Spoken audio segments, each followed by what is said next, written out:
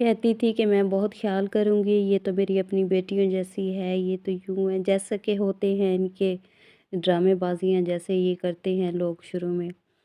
تو بہن کا بھروسہ کر کے ماں نے رخصت کر دیا بیٹی کو۔ اب جب وہ آگے گئی تو دیکھا کہ ان کا کچھ ماحول ہی ڈفرینٹ ہے، وہ تو بڑی پریشان ہوئی کہ یہاں پر تو کچھ ماحول بھی چینج ہے، مگر پھر بھی اس نے ہار نہ مانی۔ اس نے کہا کہ سوچا کہ میں نا ہو سکتا ہے سب کچھ ٹھیک ہو جائے یا پھر میں اس میں ریڈی ہو جاؤں رہنا۔ تو اس نے کہا اچھا میرا ہسبینڈ تو اچھا ہے نا میرے ساتھ۔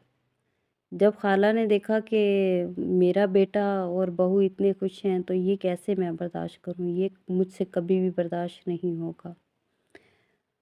اس نے دیکھا کہ میرا بیٹا اپنی بیوی کو لے کر باہر جاتا ہے، سب کچھ لے کر دینا، کھانا پینا، ہنسنا خوشی سے جیسا کہ ہوتا ہے وہ رہ رہے تھے۔ وہ بھی بیٹی بھی پیچھے کسی کو کچھ نہ کہتی، اپنی ماں کو کچھ نہ کہتی کہ میں ٹھیک ہوں، میں اپنے گھر میں امی خوش ہوں۔ جیسے کچھ عرصہ گزرتا گیا تو خالہ نے اپنے رنگ دکھانا شروع کر دیے۔ خالہ نے کہا کہ یہ کیسے ہو سکتا ہے، یہ تو کبھی میں ہونے بھی نہیں دوں گی، یہ کیسے خوش رہ سکتی ہے۔ اس نے اپنے بیٹے کو اپنے ہاتھ پہ لے لیا اور اسے آئے دن مارنا پیٹنا، اتنا زیادتی کا باعث بنانا کہ جب وہ اتنا سب کچھ برداشت کر رہی تھی تو وہ سوچتی تھی یہ اتنا کچھ برداشت کر رہی ہے، یہ ایسے نہیں جائے گی، تہمتیں لگانا اس کے اوپر۔ اس نے اس کا کھانا پینا بند کر دیا، ایک کمرے میں زندگی گزارنا اس نے سیکھ لیا۔ اسے باہر جانے کی اجازت نہ تھی، اسے کچن میں جانے کی اجازت نہ تھی، اسے کسی سے بولنے کی اجازت نہ تھی، نہ ہی گھر میں کوئی شخص اس سے بولتا تھا۔ جو اس کا ہسبینڈ تھا وہ تو اب کمرے میں آنا بھی اس نے چھوڑ دیا، وہ ماں کے ہاتھ سے کھاتا پیتا کیونکہ وہ اس کے انڈر میں آ گیا تھا۔ تو وہ سوچتی رہ گئی، کافی دن وہ بیمار رہ گئی۔ جیسے وہ بہت بیمار ہوئی تو پیچھے کسی نے اس کے بھائیوں کو اور والدہ کو بتایا کہ آپ کی بیٹی کافی بیمار رہ رہی ہے، کافی ظلم و ستم سہ رہی ہے، اب تو اس کا کھانا پینا بھی بند ہو گیا، تو وہ کیسے ٹھیک ہو پائے گی، کافی وہ بیمار رہ رہی ہے۔ تو ماں کی تو ہائے نکلی اور وہ بڑی دھاڑ سے روئی، کہتی ہے کہ یہ کیسے ہو سکتا ہے، میری اپنی سگی بہن وہ تو مجھے کہہ کے گئی تھی کہ میں اپنی بیٹیوں کی طرح رکھوں گی، تو یہ کیسے ہو سکتا ہے، میں کبھی بھی نہیں مانتی۔ ابھی بھی اتنا ہونے کے باوجود بھی اسے اپنی بیٹی پہ کیا بہن پہ اتنا بھروسہ تھا۔ بہن کیا تھی وہ اس نے سب کچھ کر دکھایا۔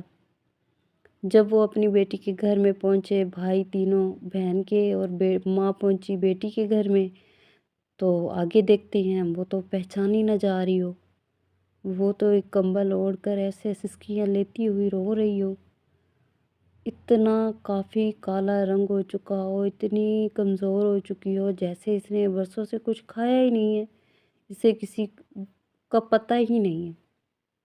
جیسے وہ پہنچے اوپر، ماں نے کمبل ہٹایا، پوچھا کہ بیٹی، تو وہ فوراً سے لپک گئی، ماں کو رونے لگ گئی، اتنا رونے لگ گئی۔ تو وہ سسرالی اوپر سے ساس خالہ آ کر کہتی ہے کیا ہو گیا، کیا ایسا ہو گیا تمہارے ساتھ جو تم اتنا رو رہی ہو، گڑ گڑا رہی ہو، تو ہم نے تو کچھ ایسا نہیں کیا، تم اپنی مرضی سے کچھ نہیں کھاتی، اپنی مرضی سے کچھ نہیں کرتی، یہ ہے وہ ہے۔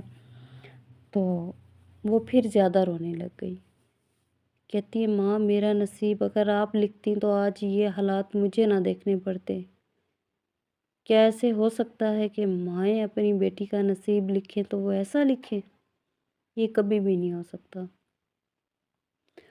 تو وہ بھائی پوچھنے لگے، کہتی ہے بھائی مجھے یہاں سے لے چلو، میں نے نہیں رہنا اس گھر میں۔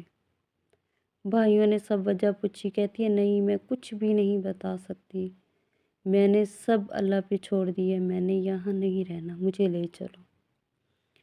ہسبینڈ آ گئے تو انہوں نے پوچھا کہ کیا بات ہے، ہم نے تو ایسی کوئی بات نہیں کی، آپ کی بیٹی ایسے ہے، آپ کی بیٹی یوں ہے، جیسے ماں نے سمجھایا ویسے باتیں کرنے لگ گئے۔ تو بیٹی آگے سے کہتی ہے کہ ماں میرا ہسبینڈ تو میرا ساتھ دے سکتے تھے نا، میرا جو بھی قصور تھا مجھے بتائیں، انہوں نے میرا کھانا پینا بند کیا، انہوں نے میرا سب کچھ بند کیا، میں ظلم سہتی رہی ان کے پاس۔ اس کے بعد بھی یہ اگر اپنے مجازی خدا ہو کر بھی ایسی باتیں کرے تو مجھے کس کے بھروسے یہاں رہنا ہے، مجھے جانا ہے، میں نے یہاں نہیں رہنا۔ تو پھر وہ لے گئے اسے